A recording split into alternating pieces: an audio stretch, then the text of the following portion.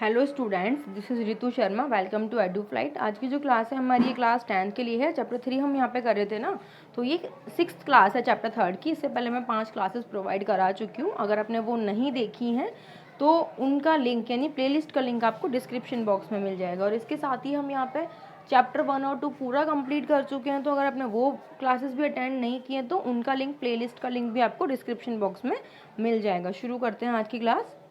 Last classes में हम लोगों ने जितने भी एग्जाम्पल किए थे किसके, pair of linear equation in one variable के, है ना। क्या होते थे वो, a1x plus b1y plus c1 is equals to 0, a2x plus b2y plus c2 is equals to 0।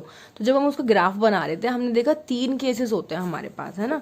या तो ये हो सकता है कि कोई इक्वेशन ऐसी हो जिसमें जब हम ग्राफ बनाएंगे तो दोनों लाइनें क्या करें, एक दूसरे को किसी एक पर्टिकुलर पॉइंट पे क्या करें, इंटरसेक्ट करें, ठीक है। सेकंड केस क्या होता था हमारा कि दोनों लाइन के पॉइंट्स क्या आ रहे हैं, एक ही लाइन के ऊपर आ रहे हैं। जो लाइन L1 है आपने पॉइंट्स प्लॉट किए और जब L2 के पॉइंट प्लॉट्स किए तो वो एक सिंगल लाइन बन गई, ठीक है। और थर्ड केस क्या था हमारा कि दोनों लाइनें कैसी आ रही है, पैरेलल आ रही है, ये कभी भी एक दूसरे को इंटरसेक्ट नहीं करेंगी। ये 3 केस देखे थे भाई हम लोगों ने, ठीक है। अब हम इन तीनों को यहाँ पे साथ में देखेंगे। देखो, जब लाइनें इंटरसेक्ट करती है ना तो उसका मतलब क्या होता है, हम यहाँ पे ग्राफ क्यों बना रहे थे, ये जो हमारी इक्वेशन बनती है, जो हमें वर्ल्ड प्रॉब्लम दी हुई थी, उसको इक्वेशन में कन्वर्ट करके हम क्या फाइंड करें, उसका कोई सोल्यूशन फाइंड करें। जैसे कि हमें किसी चीज का नंबर फाइंड करना है, किसी क्वेश्चन में बोलता है, या किसी का प्राइस फाइंड करना है, ठीक है, नंबर ऑफ स्टूडेंट्स फाइंड करना है, इस तरीके से। तो हम क्या बना रहे थे, ग्राफ बना रहे थे, राइट। लेकिन हर ग्राफ में हमें सॉल्यूशन नहीं मिलता। जैसे कि जब ये लाइन इंटरसेक्ट होती है, दैट मीन्स हम क्या बोलते हैं, लाइंस आर इंटरसेक्टिंग। रेखाएं कैसी हैं, प्रतिच्छेदी। देखो भाई, प्रतिच्छेद कर रही है, इंटरसेक्ट कर रही एक दूसरे को। इस केस में क्या होता था हमारा, यूनिक सॉल्यूशन होता था। यूनिक सॉल्यूशन का मतलब हिंदी में बोलते हैं अद्वितीय हल, और अगर इसको हम सिंपल लैंग्वेज में बोले इसका मतलब होता है वन सॉल्यूशन। यहाँ पे हमें मिल जाएगा एक अपना एग्जैक्ट सॉल्यूशन, केवल एक ही सॉल्यूशन होगा इसका, ठीक है, केवल एक हल। और वो भी कौन सा, जिस पॉइंट पे ये कट करे। इसका हमने एग्जाम्पल किया था कैसे यहाँ से सॉल्यूशन निकालते हैं, ओके। फिर हमने देखा था एक ऐसा भी केस था जब एक के ऊपर एक लाइन जा रही थी, तो इसको क्या बोलते हैं, लाइंस आर को इनसाइड। रेखाएं कैसी हैं, संपाती हैं। इसको संपाती बोलते हैं जब एक के ऊपर एक होती है, को इनसाइड बोलते हैं, ठीक है। तो इस केस में क्या होता था, हमने क्या बोला, जहां पे लाइन एक दूसरे के ऊपर से जाएंगी या एक दूसरे को कट करेंगी वो उतने नंबर ऑफ सॉल्यूशन होते हैं। तो यहाँ पे एक ही बार कर रही है ना, तो कितने सॉल्यूशन है, एक। लेकिन यहाँ पे तो देखो हर पॉइंट पे लाइन टच करे, मैं इसको और बढ़ा दूंगी लाइन को ऊपर नीचे, तो ये उन पॉइंट्स पे भी टच कर रही है ना। तो इस केस में क्या होता है हमारा, इनफाइनाइटली मैनी सॉल्यूशन।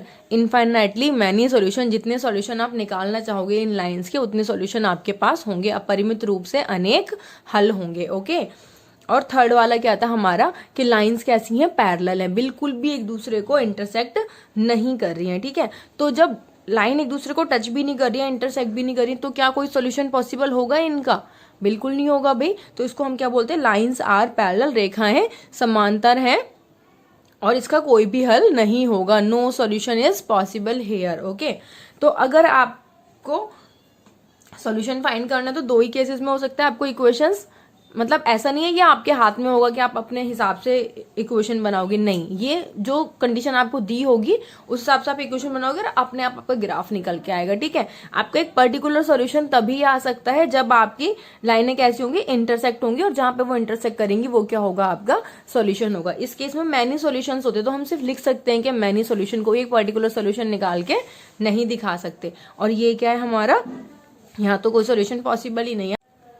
लेकिन ये इंटरसेक्टिंग और पैरेलल लाइंस का एक केस देखो जहां पे हमें थोड़ी कंफ्यूजन हो सकती है, ठीक है।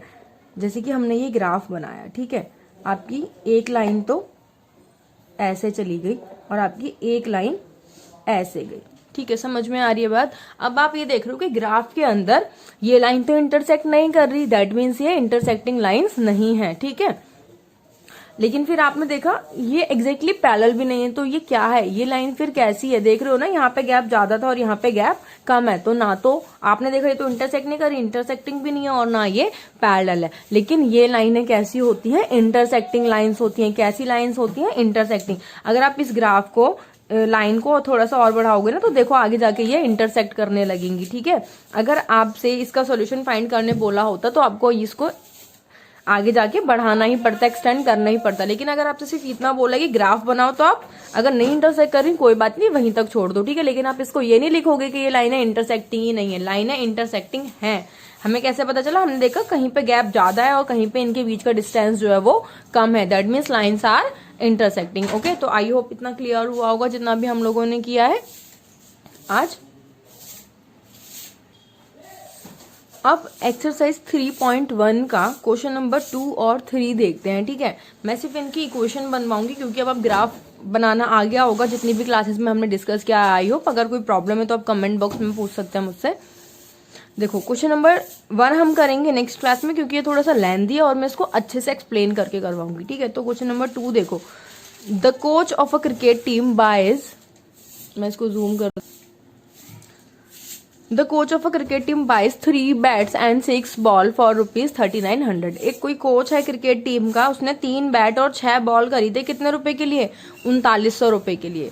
लेटर बाद में शी बाइज, यहाँ पे लिखा हुआ है अनदर बैट, क्या लिखा हुआ है? अनदर बैट, एक उसने अन्य बल्ला खरीदा, हिंदी में बैट को क्या बोलेंगे? बल्ला। एंड 3 मोर बॉल्स, और उसने 3 और बॉलें खरीदी उसी टाइप की जैसी पहले खरीदी थी, बोल रहे हैं ना, ऑफ द सेम काइंड। और कितने रुपए में खरीदी? अब की बार 1300 रुपए में, क्योंकि अब उसने क्वांटिटी कम कर दी है ना।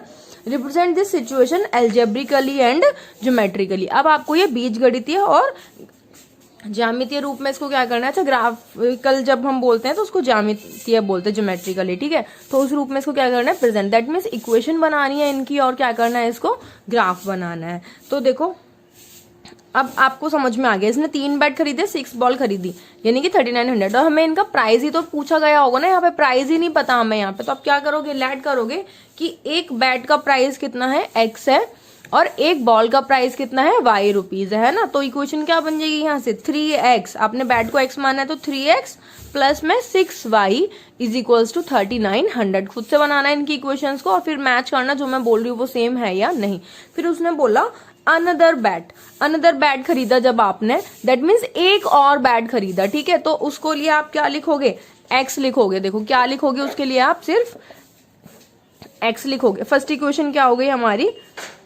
3x plus 6y is equals to 3900। Okay, ये फर्स्ट इक्वेशन होगी। सेकंड में अनदर बैट खरीदा, मतलब एक ही तो बैट खरीदा ना, तो x रुपए में ही वो आ गया होगा। अब इसको 1x लिखो या x लिखो, एक ही बात है। प्लस में बॉल कितनी खरीद रहा है बाद में? वो 3 बॉल खरीद रहा है। सेकंड इक्वेशन में कितनी बॉलें खरीद रहा है वो? 3 मोर बॉल्स, ठीक है। यहाँ पे देखो ये लिखा है 3 मोर बॉल्स, तो ये क्या हो जाएगा? 3y is equals to 1300। अब की बार कितने पे कर रहा है? 1300। अब आप इसका ग्राफ इजीली बना सकते हो। थर्ड क्वेश्चन देखते हैं। Wait, the cost of 2 kg apples and 1 kg grapes on a day was found to be ₹160। इसने बोला कि कोई एक दिन था जिसमें 2 किलो सेब और 1 किलो अंगूर का मूल्य कितना था? 160 रुपए था। आफ्टर मंथ, एक महीने बाद, the cost of 4 kg apples and 2 kg grapes is ₹300। कुछ टाइम बाद 4 kg एप्पल और 2 kg ग्रेप्स का जो रेट था वो 300 था। Represent the same algebraically and geometrically. अब देखो यहाँ पे इसने 2 kg एप्पल और 1 kg ग्रेप्स की बात की और दोनों मिला के इसने 160 रुपए का खरीदा है, ठीक है। हमें नहीं पता यहाँ पे कि 1 kg एप्पल कितने का था और 1 kg ग्रेप्स कितने का था, ठीक है। तो यहाँ पे हमें कॉस्ट नहीं पता, तो आप उसको क्या ऐड कर लोगे? x और y।